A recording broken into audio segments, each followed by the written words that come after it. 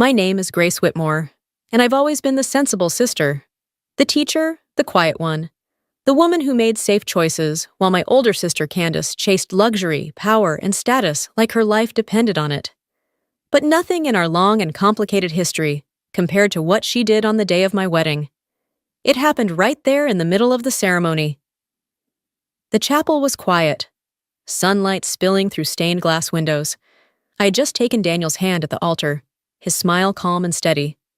The pastor was about to say the words, "If anyone here objects," when I heard it, heels clacking sharply against stone, and then her voice slicing through the silence like a knife.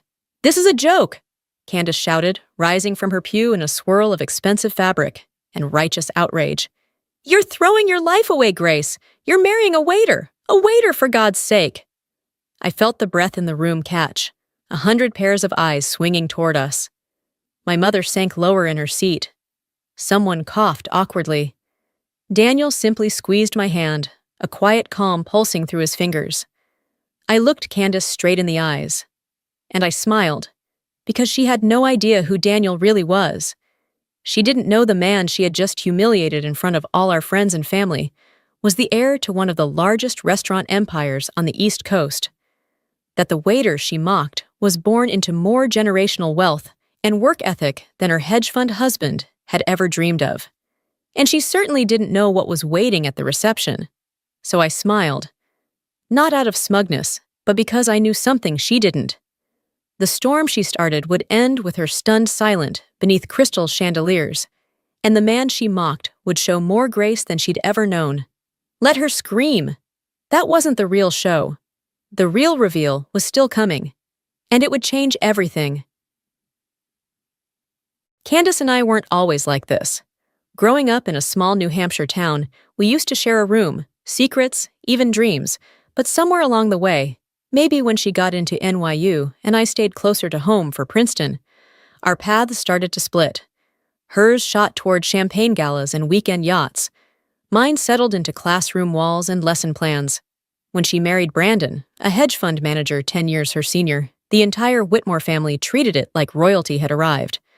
I still remember my father whispering, "She did it, she made it out." And there I was, standing in the corner, a freshly graduated English major with student debt and a $38,000 a year job lined up. That was the beginning of it, when Candace began to look at me like I was a charity case in sensible shoes. Over the years, she became sharper with her judgments. Every time we met, there were comments wrapped in silk. "Still driving that old Camry?" Or, "I admire how you live so simply. It's humbling." I never fired back, not once. I just smiled, drank my water with lemon, and changed the subject. But things escalated when I told her about Daniel. Daniel Rivera was managing a cozy Italian restaurant just outside Boston when we met. He was wiping down tables, greeting customers by name, moving like he belonged there. He offered me extra napkins when I spilled soda on my skirt. We talked for 2 hours after my meal, and by the second date, I knew I was looking at the man I wanted to build a life with. When I told Candace, she laughed. Not the polite kind, the kind that lets you know you've disappointed her deeply. "You're dating a waiter, Grace? With your education? With our family name?" "He's more than that," I said. "Oh, I'm sure," she replied, sipping her wine. "I bet he's very passionate about lasagna." That was Candace. Everything measured in dollars, degrees, and designer labels. What she didn't know, and what Daniel and I had agreed to keep quiet, was that he wasn't just a restaurant manager. He was the Rivera, the only son of the late Rafael Rivera, founder of Rivera Hospitality Group, a chain of restaurants, boutique hotels, and private dining clubs across the eastern seaboard. But Daniel had made a promise to his father before he passed. He would learn the business from the ground up. So after leaving his executive position at the top, he went back to the bottom. No name tags, no corner office. Just grease-stained aprons and 12-hour shifts on his feet. "I want to know every job I'll one day oversee," he told me. "The moment I forget what it's like to mop the floor is the moment I lose the right to lead." I loved him for that, not just for the principle, but for how he lived it. So he told no one, not my family, not even my mother, who, bless her heart, was too polite to pry, but always looked confused about how we afforded dinner at places with valet parking. Daniel said it best. Let them judge. It'll make the reveal that much more delicious. The wedding was planned to reflect us. Small, meaningful, deeply personal. We chose a chapel in the Vermont woods, with white oak pews and soft organ music. Nothing like Candace's four-tiered vineyard affair in Napa. In the weeks leading up to the wedding, Candace became increasingly hostile.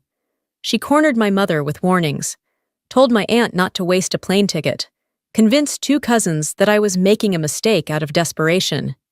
And still, I didn't break. Because Daniel wasn't the gamble she believed. He was the truth she couldn't recognize, because she'd forgotten what authenticity looked like. But she'd remember soon enough, in front of everyone, and there'd be no wine glass fancy enough to hide behind when that moment came. The morning of our wedding was still and crisp, the early October air just cool enough to make everything feel clear and alive. The chapel stood like something out of a painting, tucked between tall pines, its weathered stone and wood beams wrapped in soft sunlight. Inside the bridal suite, I sat still as my mother adjusted my veil with hands that trembled more from emotion than age. "You look beautiful," she whispered, brushing a curl behind my ear. "And ready." I smiled, more grateful than I could say. The months leading up to this day had been a whirlwind of whispered criticisms, half-hearted RSVPs, and tension so thick it made my shoulders ache. But today, none of that mattered. I was marrying Daniel, the man who brought me tea when I had migraines, who read poetry with me on rainy Sundays, who knew exactly when to stay silent and when to speak. I thought we were finally past the hard part, until the chapel doors swung open. It was midway through the ceremony.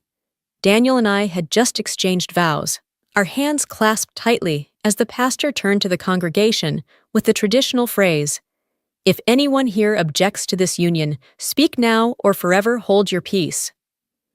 There was a breath, a moment of stillness, and then, click, click, click, the sound of high heels, unmistakable, calculated.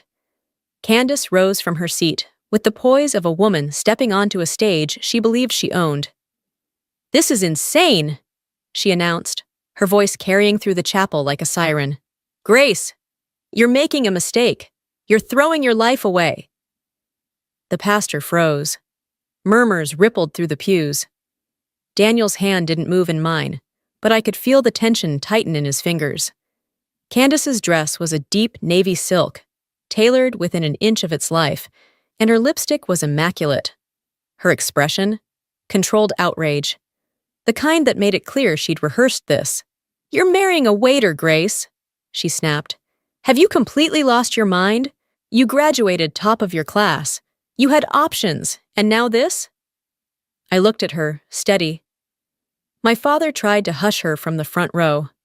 "Candace, that's enough." But she pushed forward, her heels echoing like judgment down the stone aisle. "Don't come crying to me when you're stuck clipping coupons in a studio apartment over a pizza joint." I didn't respond. Neither did Daniel. He simply glanced at me with that same patient calm, his eyes shining with a kind of mischief that only I recognized. "Should we tell her?" he mouthed playfully. I gave a tiny shake of my head. "Not yet." Candace threw up her hands in disgust and turned on her heel, marching out of the chapel like a queen in exile. Her exit was punctuated by the groaning of the oak doors behind her, and a silence so thick you could hear the breath of every person in the room. The pastor cleared his throat. "Shall we continue?" I turned to Daniel, my voice calm, unwavering. "Yes," I said, "please." The rest of the ceremony unfolded like something sacred. The air felt lighter without Candace's presence. Our vows settled deeper. The applause felt warmer. And when we walked back down the aisle, hand in hand, there was something electric in the air, like everyone knew they had just witnessed the first act of something far more dramatic than they'd expected. Outside, the sky had brightened. Our guests tossed dried lavender and smiled with relief. Daniel helped me into a sleek, vintage Rolls-Royce that had pulled up beside the chapel steps. The leather smelled rich and worn, and the engine purred quietly beneath us. "Nice rental," I teased. He grinned. "From my personal collection." I laughed, resting my head on his shoulder. "You think she'll show?" "Oh, she'll show," he said with certainty. Candace wouldn't miss a chance to critique our centerpieces and sniff at the dessert table. She probably thinks we're serving cupcakes and boxed wine. I looked out the window as the trees blurred past, the Vermont colors blazing like fire. She has no idea what's coming. Daniel kissed my temple. She will soon. And with that, we drove off toward the second act, where truth, like the best wine, had been waiting patiently to be uncorked. The Rivera Grand Reserve sat atop a quiet bluff overlooking the water, its limestone facade glowing gold in the late afternoon sun. Most people in Boston knew the name. Few had ever been inside. It wasn't the kind of place you booked on OpenTable. It was by invitation only, if you were lucky. And that afternoon, it was closed to the public, reserved entirely for our wedding reception. As our car pulled up to the entrance, I could see guests stepping out of shuttles, their faces registering surprise, then disbelief. I heard someone behind us whisper, "Wait, is this the Rivera Grand? How did they swing that?" Daniel helped me out of the car, his hand steady at my back. He wore the same calm smile he always did, but I knew better. His eyes were dancing with anticipation. He'd waited years for this moment, not to flaunt anything, but to reveal who he really was, not just to my family, but to everyone who had ever underestimated what humility could hide. The doormen bowed and opened the massive glass doors. Inside, the air was cool, fragrant with rosemary and citrus. Crystal chandeliers shimmered overhead, reflecting off marble floors. Servers in white gloves moved silently between guests, carrying champagne flutes and hors d'oeuvres plated like art. The effect was immediate. People slowed their steps. Conversations turned to murmurs. This wasn't just elegant, it was elite. Too elite for someone like me, they were likely thinking, and far too elite for a waiter. And then came Candace. She arrived 20 minutes late, as always. Her heels clicked across the floor with practiced grace, until she stopped short. I watched from across the room as she scanned the space. Her brows pulled together. "This must be a mistake," she said aloud, loud enough for nearby guests to hear. "They don't do weddings here." She strode toward me with a strained smile. "Grace, sweetheart, what is this place? Did someone pull some strings?" Before I could answer, a voice behind me said smoothly, "No strings, just family." Daniel stepped beside me, perfectly at ease, perfectly in control. Candace blinked at him. I thought you worked at Trattoria del Luca?" "I did, still do sometimes," he said. "Great kitchen, learned a lot there. But this is the Rivera Grand. And I'm Rivera," he replied gently. She didn't understand at first. It took a few seconds. Then she frowned. "Rivera? Like Rivera Hospitality Group?" A new voice interrupted before Daniel could respond. "Daniel!" Heads turned. An elderly man in a crisp navy suit approached, his cane tapping lightly against the floor. His silver hair was combed neatly, and his presence silenced the room, as though gravity itself bent around him. "Grandfather," Daniel said, smiling. Alfonso Rivera pulled Daniel into a firm hug, then turned to me and kissed my cheek. "So, this is the woman who finally convinced my grandson to stop hiding in kitchens." He turned to Candace last. "And you must be the sister. I heard you caused quite the scene at the church." Candace flushed. I didn't know." "Ah, yes," Alfonso said coolly. "Didn't know my grandson was just a server. That's what you called him, no?" A champagne flute slipped from Candace's fingers and shattered against the floor. No one moved to help. No one even flinched. All eyes were on her, those who had heard her loud objections hours earlier, now witnessing the truth in all its clarity. "I was trying to protect my sister," she said feebly. "You thought his job defined his worth," Alfonso replied. "It's a common mistake, but a shallow one." Candace stood frozen, her mouth parted but silent. And then Daniel did something unexpected. He reached out a hand. Stay, he said softly. Enjoy the evening. There's enough room for everyone here, if they're willing to see people for who they are, not what they do. Gasps and murmurs fluttered around us like leaves. Candace looked at him, stunned. After everything I said? Gracefully, he nodded. That's exactly why. I didn't need to say anything. I just slipped my arm through Daniel's and smiled. Candace hesitated, then finally nodded, her voice barely audible. I'd like that. Alfonso cleared his throat.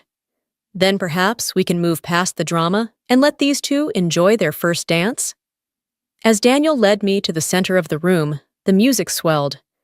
I glanced over my shoulder and caught a glimpse of Candace standing alone, eyes glossy, posture humbled, watching a truth she never expected to see. This wasn't just a reveal. It was a reckoning. And it had only just begun. 10 months passed. Daniel and I moved into a modest brownstone overlooking Boston Harbor. Despite his wealth, we lived quietly, intentionally. I kept teaching, and he spent his days rotating through Rivera properties, checking in on chefs, mentoring young staff, and meeting with vendors. It wasn't glamorous, but it was real, and it was ours. Candace, meanwhile, went quiet. For a while, then, as if on cue, she resurfaced, but this time, not with a sharp remark or a photo from St. Bart's. This time she arrived on our doorstep at 11:40 p.m. on a rainy Thursday night, drenched in designer silk and mascara. They're taking everything, she whispered, her voice barely recognizable. The house? The car? Brandon's under federal investigation. Insider trading. Fraud. I don't know what to do. Daniel and I exchanged a glance.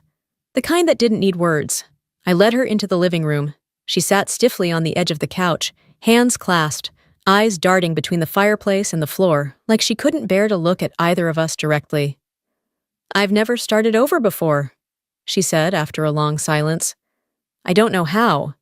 Daniel set his laptop aside and leaned forward.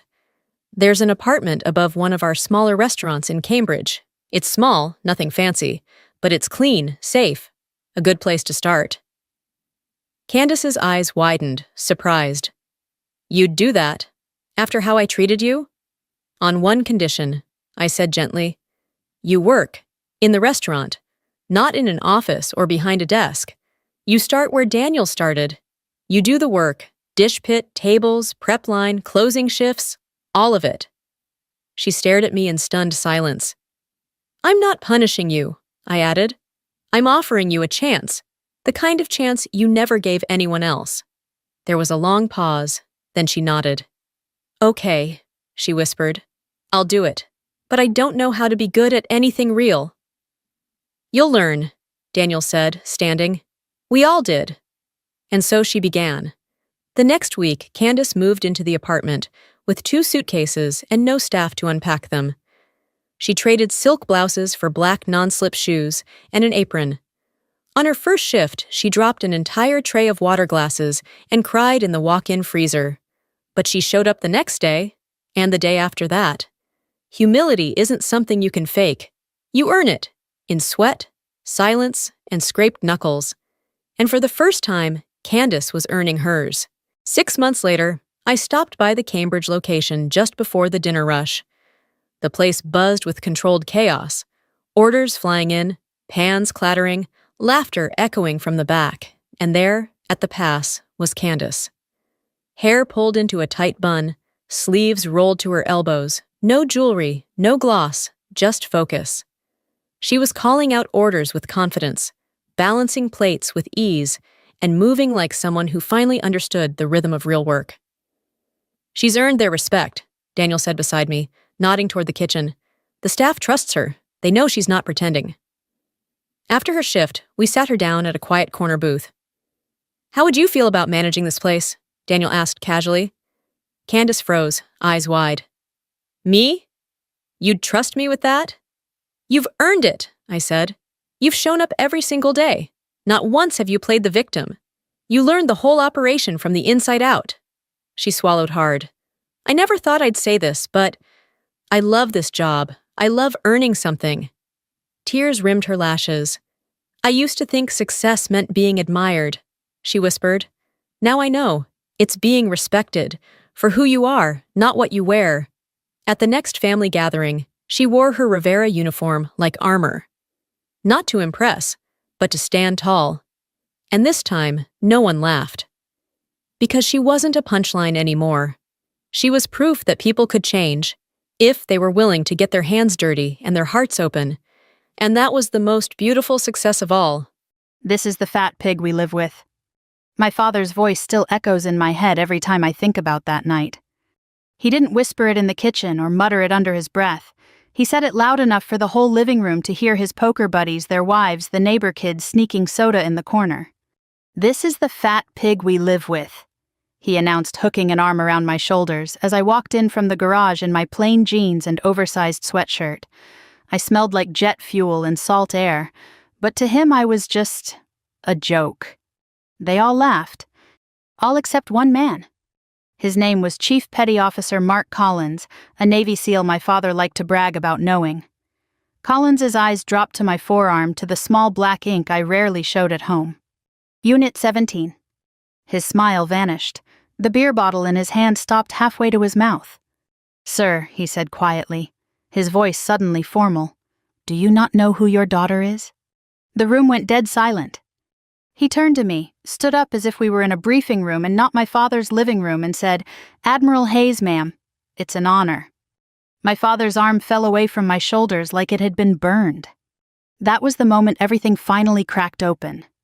I grew up in a 2-bedroom ranch house on the outskirts of Norfolk, Virginia, about 20 minutes from the base if you hit the lights right and the traffic was kind. My father liked to say we were a real American family, by which he meant he worked. My mother managed the house, and I was expected to be grateful and quiet. I was never very good at quiet. What I remember most from childhood isn't birthdays or vacations.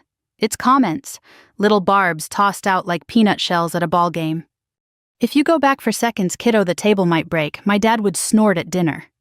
"Leave some for the rest of us," he'd add, even if I'd barely touched my plate. He called them jokes. Everyone was supposed to laugh. Mom would wince, then force a smile and say, "Oh, Tom, that's enough." But it was never enough, and it never really stopped. By middle school, the nickname had evolved. Piglet. Sometimes our little pig. Sometimes on bad days when he'd had a few beers too many, and the bills were piling up on the counter, the fat pig we live with. I learned to wear baggy clothes. I learned to make myself useful doing dishes, cleaning, getting good grades, because I figured if I couldn't be pretty or thin, I could at least be productive. I learned that if I laughed at his jokes first, they hurt a little less. On the good days, Dad wasn't a monster. He worked hard as a mechanic, came home with grease on his hands, watched the game, fell asleep in his recliner with a beer balanced on his stomach. He taught me how to change oil, how to listen to an engine, how to tell if a man was lying by the way his eyes shifted. But he never learned how to talk to a daughter. By high school, I'd discovered something that didn't care about my weight running. I started with short jogs around the block at night when fewer people could see me, then longer loops, then timed miles. The first time I ran a mile in under 8 minutes, I felt something click inside me.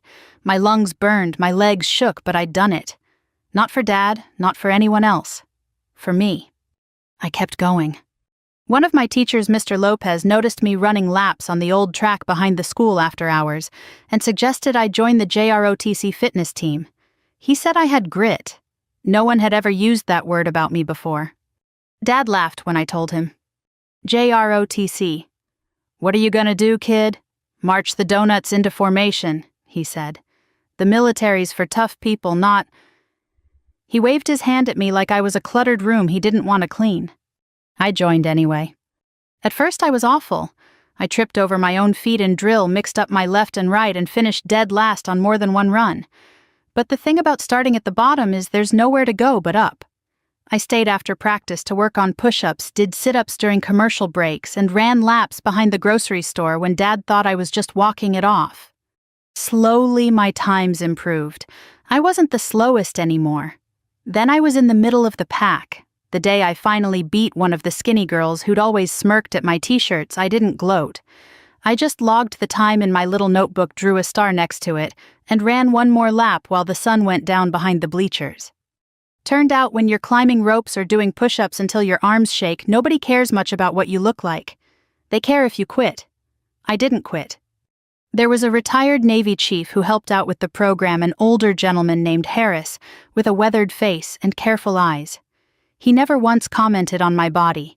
He commented on my time, my form, my focus. "You've got something," Hazy told me once, handing back my fitness test.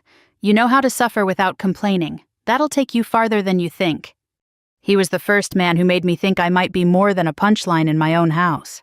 The night I told my parents I'd enlisted in the Navy, Dad thought I was joking. "You," he said, actually choking on his coffee. "The Navy? What is the ship's snack inspector?" Mom looked at him sharply, but she didn't speak up. I'd grown used to that silence too.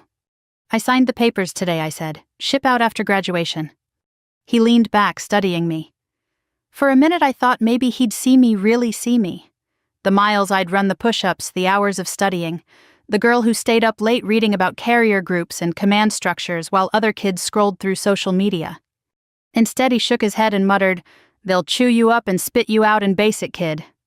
But I guess they feed you there, right?" I went to my room and cried that night, but I didn't tear up the enlistment papers. If anything, his words hardened something inside me. I wish I could tell you that when I made it through boot camp, he finally respected me. That when I sent home a photo of myself in uniform, 20 pounds lighter posture, straight eyes bright, he framed it and showed it off. He didn't. He tacked it on the fridge under a magnet that said, "Diet starts Monday," and told his friends, "Can you believe the Navy took her?" The Navy did take me, and then over the years it made me into someone my father could not begin to imagine. Pilot, officer, leader, admiral. But all of that came later. Back then I was just a girl standing in the kitchen listening to my father's laughter bounce off the walls, promising myself that one day I would walk into a room where nobody laughed at me again. I didn't know then that the room would be his, and that the man who shut the laughter down would be one of his own heroes. When I stood in that living room, my father's friends staring at me like I had grown a second head, one thought kept circling in my mind. They don't know me. They never asked to. And it wasn't new. It had been the story of my entire life. I remember being 17, sitting in my room while the rest of the house buzzed with my brother Kyle's high school graduation party. People came to congratulate him, slap him on the back, tell him he was going places. My father walked around bragging like Kyle had invented electricity. Meanwhile, I had been accepted into the U.S. Naval Academy 3 weeks earlier, a fact no one in the family mentioned, not even in passing. Dad came into my room that night uninvited, looked at the acceptance letter on my desk and said, "Don't get your hopes up too high, kid. They probably had quotas to fill." Then he walked out. That was the thing with my father. He didn't just dismiss me. He needed to. Maybe because I didn't fit whatever picture he had in his head. I wasn't the pretty cheerleader. I wasn't the star athlete. I wasn't the charming sibling who could make a whole room laugh. I was the quiet girl with thick textbooks and big dreams. A terrible combination in his eyes. At the academy, for the first time in my life, I felt equal. Nobody cared what my body looked like. Nobody cared where I came from. They cared about effort, precision, heart. I had all three. I remember calling home once during plebe summer, hoping irrationally for something like pride or encouragement. My mother answered, shouted, "Your father's busy," and hung up before I could speak. That was the last time I tried calling home for comfort. But the Navy, she became my home. She became my parent, my teacher, my mirror. I learned discipline. I learned humility. I learned to push through exhaustion so deep it made my bones feel hollow. Most importantly, I learned leadership, the kind that isn't about barking orders, but about lifting others and making sure every life entrusted to me made it home. I excelled, and not because I was brilliant, but because I cared. At 28, I was deployed with an elite intelligence unit in the Pacific. That was where Unit 17 came in, a group so quietly respected you'd never hear about them on the news. Our work protected Americans without them ever knowing their lives had been in danger.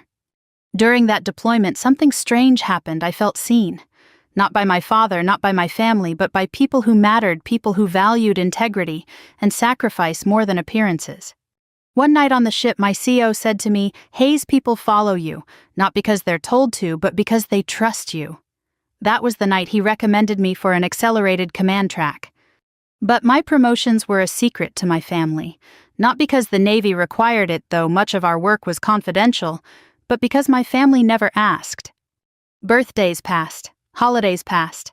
My father's sarcastic Christmas cards arrived every year, usually reading something like, "Try not to eat the whole turkey this year." I threw them out unopened after a while. By the time I earned my first star, Rear Admiral, I was commanding operations that stretched across multiple continents. Meanwhile, the few times I visited home, Dad introduced me to neighbors with lines like, "She works somewhere. Filing papers, I think." Or memorably, she's, some kind of secretary for the Navy. I didn't correct him. I didn't owe him that education.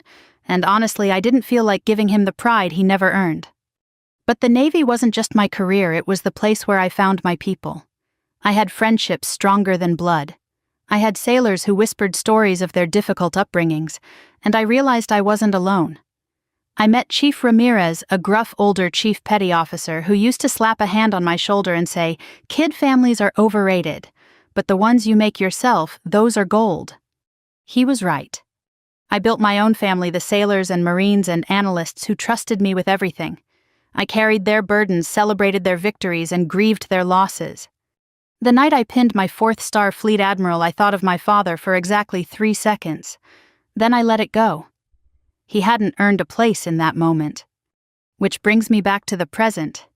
To him calling me a fat pig in front of his drinking buddies, laughing like I was some circus act walking through the door. I tolerated insults for years, not because I was weak, but because I had outgrown the need for his approval. His words couldn't touch me the way they once did. But that night, something different happened. Someone else stood up for me. A Navy SEAL. A man from a world my father idolized. Someone whose respect he desperately wished for.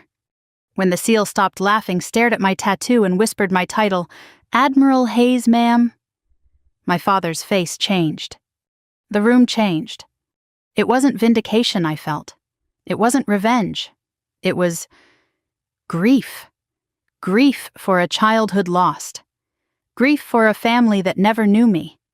Grief for the fact that strangers had always treated me with more dignity than the people whose name I carried. But the story wasn't over. Because what came next? That would force all of us, my father, his friends, and me, to confront truths none of us had expected. I didn't sleep much after that night at Dad's place. The Navy SEAL's voice kept replaying in my mind, the way his tone changed the second he saw my tattoo. One moment he was laughing along with my father, the next he stood at attention, as if someone had flipped a switch inside him. "Admiral Hayes, ma'am, it's an honor." That wasn't a sentence you forget, not when it pierces through years of being mocked, dismissed, or waved away. But it also triggered something I hadn't faced in a long time, the weight of everything Dad never knew, because he never cared to ask. The next morning I drove back to D.C. under a sky still the color of early dawn, streaked with pale pink and soft gray. The highway was quiet, only a few truckers rolling by. I liked those moments, the kind where the world hadn't quite woken up yet. It gave me room to breathe. I stopped at a small diner off Route 301, one of those places with mismatched chairs and a neon sign that flickered even when it wasn't supposed to. The waitress poured coffee before I even asked. "You look like you've got a long day ahead," she said with a warm smile. I smiled back, something like that. I didn't tell her I was heading to the Pentagon. I didn't tell her I outranked most people who walked through its doors. I didn't tell her that I was in fact one of the few 4-star female admirals in U.S. Navy history. Sometimes anonymity felt like a soft blanket. Sometimes it felt like a shield. I ate slowly, partly because the food was good, real home-style hash browns and eggs, and partly because I needed time to process what came next. Dad's voice lingered in my head like an echo I didn't want but couldn't shake. "This is the fat pig we've had to put up with." He'd said it jokingly, of course. He always did. That was his favorite defense. "It's just a joke. Toughen up." But jokes repeated for 30 years stop being jokes. They become a cage you either break or grow inside of. I paid for breakfast, thanked the waitress, and stepped outside. The air was crisp with that faint smell of pine you only get on the edge of Maryland. I breathed deeply, steadying myself, then drove toward my office. Walking through the Pentagon always gave me a strange mix of pride and heaviness. The halls were filled with history, both written and unwritten. People saluted as I passed, but I tried to keep things humble. A nod, a brief smile, a return salute. Respect shouldn't be loud.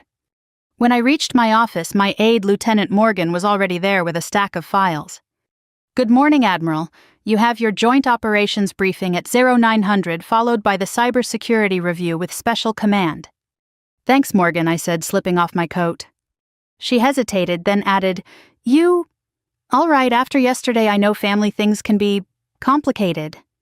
I smiled gently. Complicated is a generous word. She didn't push further. That was one thing I appreciated about Morgan. She knew when to speak and when to let silence do its job. But my mind kept drifting back to that moment when the Navy SEAL froze. I recognized him later, Sergeant First Class Mason Reeves, decorated, well-trained, respected, the kind of man who didn't rattle easily. But seeing my tattoo, Unit 17, had made him pale. Most civilians had no idea what Unit 17 was. Most military personnel only knew whispers. A specialized command covert. Not the kind bragged about at bars or told in war stories. Not the kind that existed on public rosters. And definitely not the kind a father would ever imagine his fat pig daughter running. During my 0900 briefing, I kept losing focus. My mind drifted to childhood dinners where I skipped seconds just to avoid comments. To school events Dad didn't attend. To birthdays he forgot. To the way he introduced me as the one who'll probably work with papers forever. What hurt wasn't the insult itself, it was the fact that he believed it. After the meeting, I stepped outside for air. The cold wind bit my cheeks, but it felt grounding. The same kind of grounding I felt during deployments when chaos and clarity coexisted. My phone buzzed. Dad. For a moment, I just stared at the screen. He hardly ever called. He only did when he needed something, money help fixing something or a ride somewhere, never to ask how I was. I answered anyway. His voice came through awkward, almost shaken. "Honey, you got a minute?" I stiffened. He rarely called me honey. "What's going on, Dad?" "That Navy guy from last night, the one who knew you." He pulled me aside before he left. I didn't say anything. I didn't need to. "He said you're some big deal." A pause. "He said you're Admiral Hayes." He said it like the words tasted foreign. I didn't speak, not yet. Dad took a shaky breath. Why didn't you ever tell me?" I closed my eyes. The wind cut colder across my face.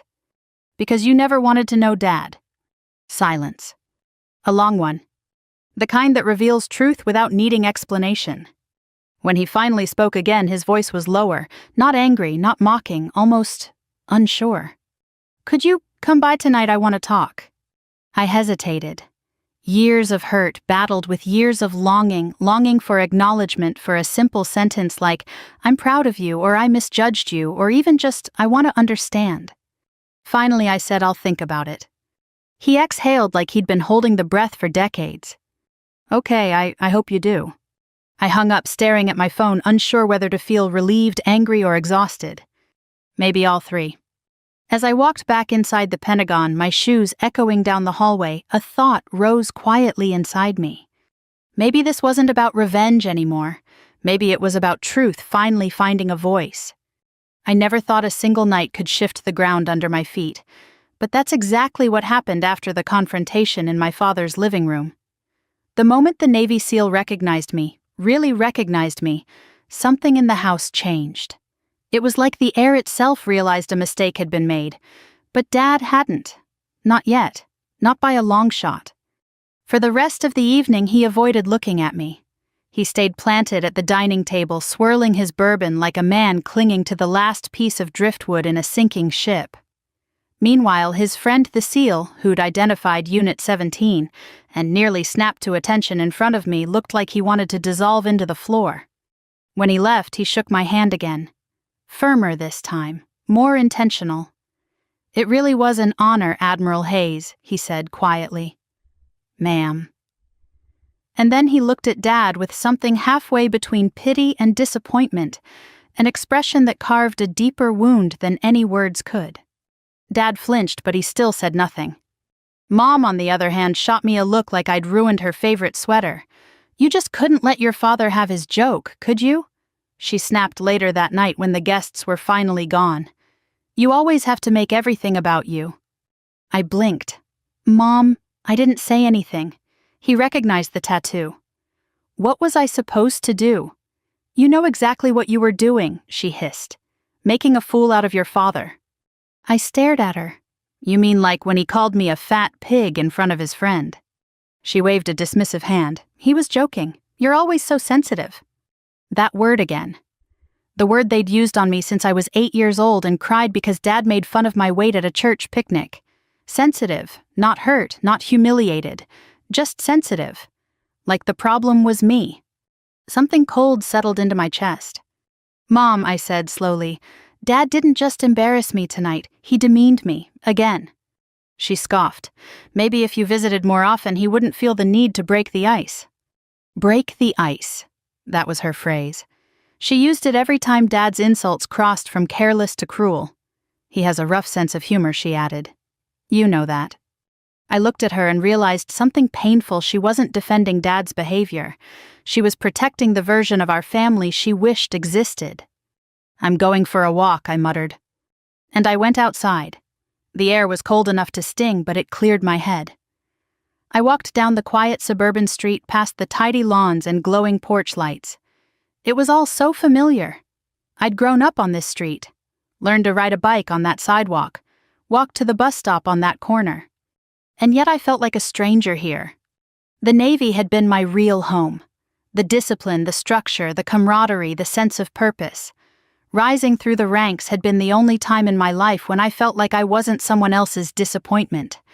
Every inch of respect I earned through sweat grit and long nights spent awake on carriers where the ocean looked endless. At home, I had been the punchline. When I finally returned to the house, I overheard my parents talking in the kitchen, not whispering, complaining, loudly. I don't care what rank she is, Dad snapped. She thinks she's better than us. Mom sighed sharply. Well, she's not exactly humble, is she, coming in with that tattoo? I stepped into the doorway. The tattoo I've had for 15 years. They jumped. Dad scowled, embarrassed at being caught. You know, Hayes, he grumbled, you never did learn to lighten up. And you never learned to stop humiliating your daughter, I shot back. He slammed his glass on the counter. For God's sake, it was a joke. A joke you've made my entire life, I said. Do you have any idea what it feels like to be treated like a burden? To have your own father introduce you as a fat pig? His jaw tightened. The silence between us stretched like a frayed rope. It's not my fault you can't take a little teasing, he muttered. That was it. The rope snapped. Dad, I said quietly. I commanded a carrier strike group through a Category 4 hurricane. I've briefed presidents. I've stood in rooms where one wrong decision could mean losing 5,000 lives. I have made choices so heavy I can still feel them in my bones. Do you honestly believe I can't handle a joke? He hesitated, and for the first time he looked uncertain. I continued. The problem isn't the joke. It's that the only way you know how to interact with me is by tearing me down. His expression changed just slightly into something almost like disbelief. You think I don't love you? He asked. I think you don't respect me, I answered. He looked away. Mom stepped forward, arms crossed. Hayes, maybe you should apologize for overreacting. Your father is tired. I laughed, not loudly, just bitterly. Of course, it's always about Dad's comfort. Dad's voice rose again. Don't talk to your mother that way. I shook my head. You know what, I'm done being your scapegoat. I'm done pretending this family is something it isn't. I turned toward the door. Where do you think you're going? Dad demanded. To a place where my rank, my work, and my humanity actually matter, I said. Back to base. Mom gasped. You're leaving now. Yes, I said simply. I've spent my whole life trying to earn your approval. I'm not doing it anymore. Dad's face twisted, anger, confusion, something else I couldn't name. You walk out that door, he warned, don't expect us to come running after you. I paused with my hand on the doorknob. I never expected you to, I said softly. And I left. When I got into my car, my hands were shaking, but not from fear, from clarity, from release. I pulled out of the driveway without looking back. For the first time in years, I didn't feel like a fat pig. I felt like a woman reclaiming her life. And I didn't know it yet, but this was only the beginning. I don't think I'll ever forget the look on my father's face when I arrived at his house the next evening. It was the same brick colonial I grew up in, the one he used to brag about to neighbors, as proof he'd made it further than anybody in his sorry family ever had. The house hadn't changed, but I had. I wasn't the insecure little girl who grew up behind those red shutters, memorizing every creak of the hallway and every warning signal in my father's footsteps. I was Admiral Hayes, and somewhere between deployments, emergency landings, hostage extractions, and a lifetime of carrying the weight of other people's sons and daughters on my shoulders, I had learned how to walk into any place like I belonged there. But that house, my childhood home, never forgot the version of me my father engineered. And that night neither did he. When he opened the door, he wore that same theatrical smile he always used when company was inside. "Well," he said, stepping back with a flourish look, "who finally decided to show up?" The wandering disappointment returns. It wasn't even a surprise. If anything, it felt like an old bruise being pressed. But I took a breath and walked inside. 3 guests were already seated: his old fishing buddy, Carl's wife, and of course Brennan, the Navy SEAL who had been at the bar the night of the insult. Tonight he wore civilian clothes, but something in his posture gave away that he was on guard for reasons my father didn't understand. My father gestured to me dramatically. "Well, folks," he said, voice sinking into that familiar mocking tone, "you've already met the fat pig we live with." I stood there quietly. Brennan froze. His wife looked mortified. Carl coughed into his napkin, uncomfortable. I had prepared myself for the insult, but not for the sound of my own heartbeat pounding in my ears. Some wounds sink so deep into childhood that they don't fade with rank or uniforms or medals. They just bury themselves until stirred up again. I cleared my throat. "Dad," I said steadily, "can we skip the theatrics? We're here for dinner." "Oh," he said, eyebrows arching. "Listen to her being all serious. I guess she thinks she's someone important." Brennan slowly put down his fork, watching my father with a mixture of disbelief and disgust. He opened his mouth slightly, as if searching for the right moment to intervene. But I held up a hand, a quiet signal I used with junior officers who were about to do something impulsive. He understood instantly and leaned back. My father continued talking as if he were the king of ignorance. "You know," he said loudly, "most kids grow up to make their families proud. But ours, nope. We got the one who folds under pressure. Didn't even finish college. Went off chasing some fantasy life in the military, probably sweeping floors for them." I inhaled slowly. My mother's sweet, conflict-avoidant mom hovered nearby, refilling glasses she had already filled. Her hands trembled as she set down the pitcher. "Frank," she whispered, "maybe tone it down a little. We have guests." "Tone it down," he barked, "for what she knows the truth." Brennan's jaw visibly tightened. I sat across from him. The table was nice. Mom always tried to create beauty in the chaos. Roasted chicken, mashed potatoes, green beans. All the meals she used to make when I was little, when she still hoped my father would be kinder to me someday. Dad lifted his glass. "To family," he said, "even the useless parts of it." He expected laughter. Instead, he got silence. Carl's wife cleared her throat. "So, Hayes, what is it you do in the Navy exactly?" My father answered before I could. "Paperwork," he said with a laugh. "She pushes paper around and tries not to break anything." I folded my napkin in half. Then again. Then again. "Actually," I said calmly, "I oversee." But Dad cut me off. "She oversees lunch breaks." He chuckled. "Right, sweetheart." My throat tightened, but my voice stayed even. "Dad, can you please stop?" He took a long drink, shrugged, and muttered, "People should be able to laugh in their own house." And then unexpectedly Brennan spoke. "Sir," he said quietly at first, "I think you should let her talk." My father's head jerked around. "Excuse me." I said. Brennan repeated, "You should let your daughter talk." Dad laughed. "Look, buddy, I know you're a SEAL or whatever, but you don't know my daughter like I do." "No," Brennan said softly, "I don't think you know your daughter like I do." The room went still. "What's that supposed to mean?" Dad asked aggressively. Brennan turned his attention to me, waiting for permission. I gave a subtle nod. He looked back at my father. "Sir, I know who your daughter is. I've served under officers before, good ones, bad ones, terrifying ones, but I've never met someone with her reputation." Dad scoffed. "Reputation? What reputation? Brennan leaned forward. Unit 17. The fork slipped from my mother's hand and hit the table with a metallic clink. Dad blinked. What's Unit 17? Brennan spoke as if reciting scripture. Joint Task Force 17, Strategic Response Command. They only send officers with top-tier clearances. People trained to lead missions most SEALs wouldn't touch. My father stared at me, completely lost. There's no way, he said. That's not her. Oh, it's her, Brennan said. And there's something else. He turned toward me again, almost reverently. Ma'am, with your permission. I nodded. Brennan straightened his voice, dropping into the tone every SEAL uses when addressing a superior officer. Admiral Hayes, it's an honor. My mother gasped, hand covering her mouth. Carl stood so quickly his chair screeched. My father's face drained of color. He stammered, Admiral. I met his eyes.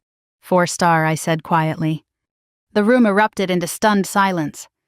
My father opened his mouth, closed it, then whispered, You know, you can't be. But I simply folded my hands, calm now, watching him finally see me, not the fat pig, not the disappointment, not the paper pusher. Just his daughter.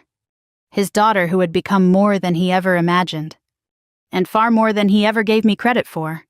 I had been in hundreds of command rooms, briefing admirals, senators, and foreign defense ministers. But nothing compared to standing in my own childhood living room, facing the people who had spent a lifetime belittling me, while a Navy SEAL captain stood at my side like a silent wall of truth.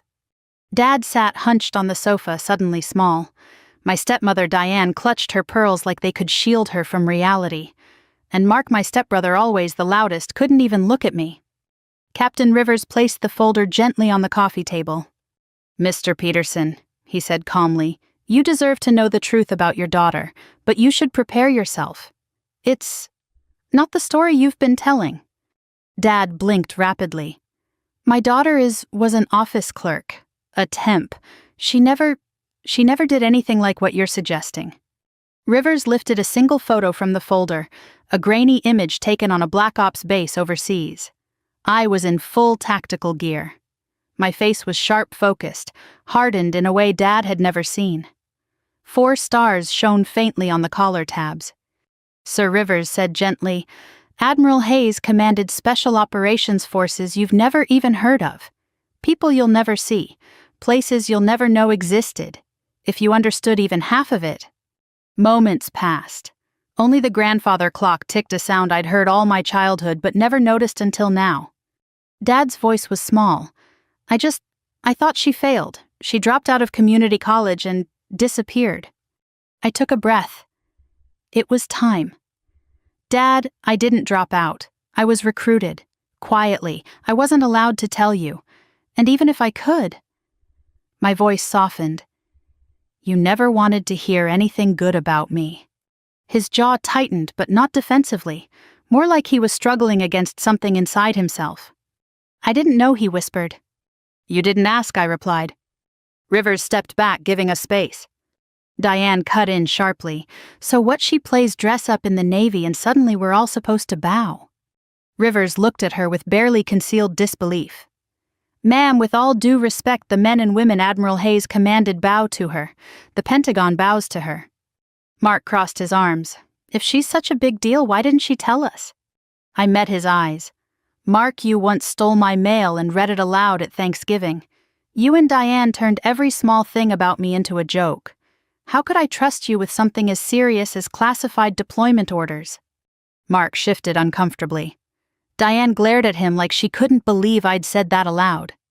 Dad just stared at me as though seeing me for the first time. Rivers pulled out another sheet, my commendations, valor citations, rescue ops, cyber ops, diplomatic operations, lives saved. Your daughter, he said softly, is one of the people who kept this country from losing wars you don't even know were fought. Dad swallowed hard. I called her a fat pig. Silence fell.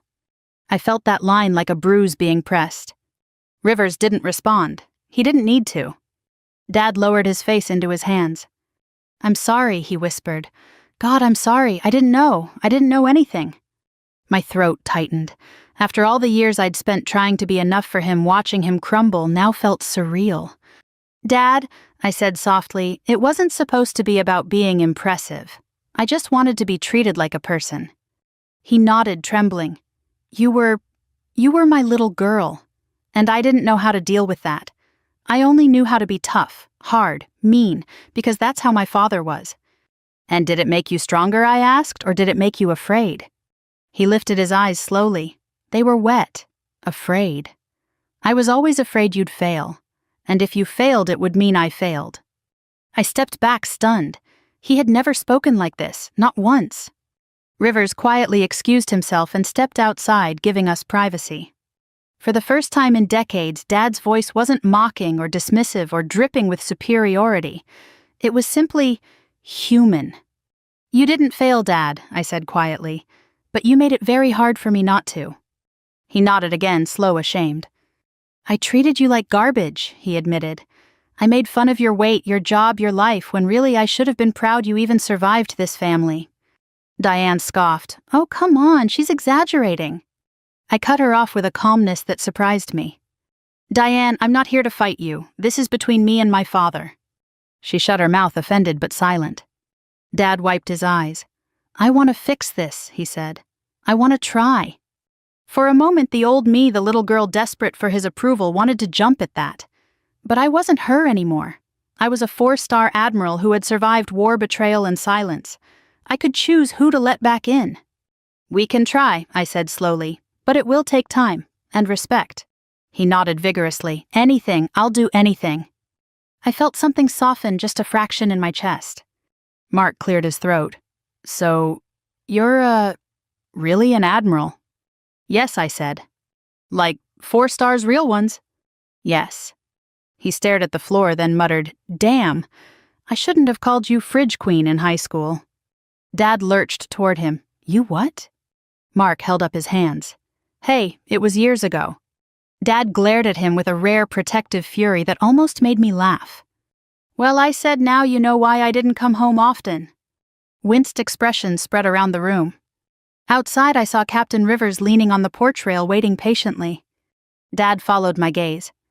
"He seems like a good man." "He's one of the best," I said. A long pause. Dad whispered, "Thank you for coming home." I nodded. This time I came for me. When I stepped outside, Rivers straightened. "You okay?" he asked. For the first time in years, I said, "I think I might be." He opened the car door for me. "Ready?" "Ready." As we drove away, I glanced back through the window at the house that held all my scars, and maybe finally the start of something healing. When the courtroom doors closed behind my parents, their footsteps echoing down the hallway like people fleeing from their own shame, I finally let out a breath I didn't even realize I'd been holding. The judge's words were still ringing in my ears. Not the legal ones, not the official ones, but the gentle sentence she left me with. "Admiral Hayes, go give yourself the life they never knew how to honor." I didn't cry. Not then.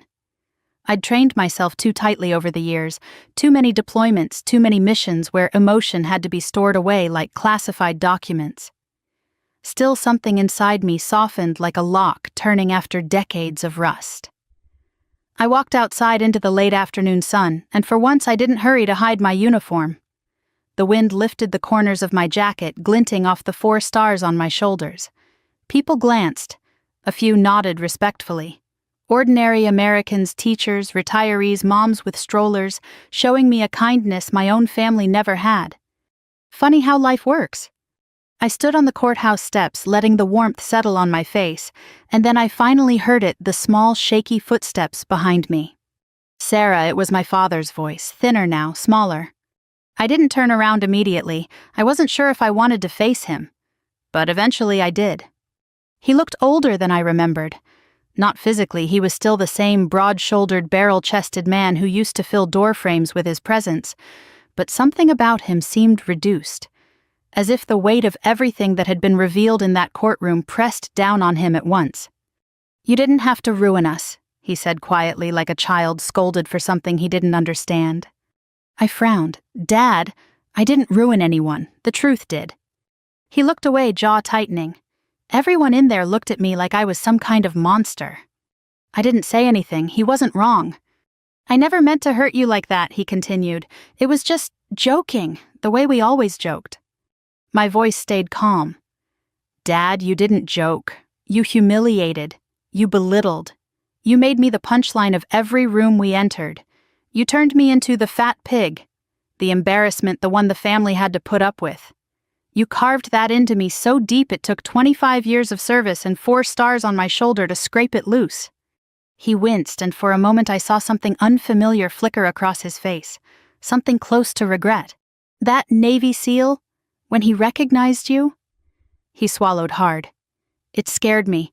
I kept asking myself, where was I? How did I not know who my own daughter became? I softened just a fraction.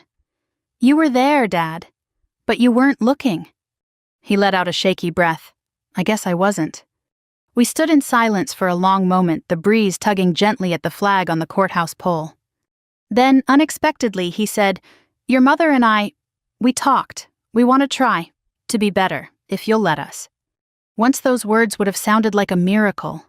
A lifetime ago, maybe I would have sprinted toward them with open arms, desperate to be loved by the people who were supposed to love me first. But I wasn't that girl anymore. I'm willing to try, I said slowly, but it can't be on the old terms. No more insults disguised as humor. No more putting me down to raise yourselves up. You treat me like a human being, not a joke, not an embarrassment, not something you have to endure. And I treat you like people capable of change. That's as far as I can offer. He nodded, eyes glossy. That's fair. We didn't hug. We weren't ready for that. But when he nodded once more and walked away, something felt a little lighter, like a door that had been jammed for years just cracked open an inch. A small step, but a step still. Later that evening, I drove home across the Chesapeake Bay Bridge, the sunset smearing the sky in warm streaks of orange and gold. Everything looked calmer than it felt inside me, but that was okay. Healing wasn't supposed to be instant. It was supposed to be honest.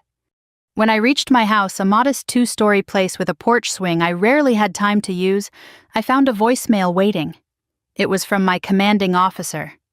Admiral Hayes, he said, when you get a chance, call me. We have new orders that might interest you, and for what it's worth, the entire command staff is proud of how you carried yourself today. I smiled. Pride. From people who actually saw me. As I walked through my living room, I paused by a framed photo on the wall, me in my early 20s, kneeling in the sand with my first unit. Unit 17. The family I earned. The one that never mocked me, never belittled me, never made me feel less than enough. Men and women who didn't care about my size, my looks, or the way I laughed too loudly when I was nervous. They cared about my mind, my grit, my leadership. They saw me. And maybe, just maybe, today my father finally did too. I stepped out onto the porch, letting the cool evening air settle over me as crickets hummed. I wasn't angry anymore, not like before. I wasn't that wounded kid waiting for approval. I was an admiral. And I finally understood something. Forgiveness wasn't about letting someone off the hook. It was about letting myself move forward. As the first stars blinked awake in the sky, I took a slow breath and whispered, Mom, Dad, I hope you meant what you said, because this time I'll hold you to it. Then I looked out at the quiet neighborhood, the gentle glow of porch lights, the slow hum of a distant lawnmower, ordinary American life, the life I fought to protect, and I felt a peace I hadn't felt in decades. To anyone listening to my story, I'd say this. Life doesn't always give you the family you deserve, but it does give you the strength to build the life you deserve with or without them. And if reconciliation is possible, let it be honest, let it be slow, but let it be real. Thank you for staying with me through this journey. If my story touched you, I invite you to share your own, or leave a thought for someone who might need it.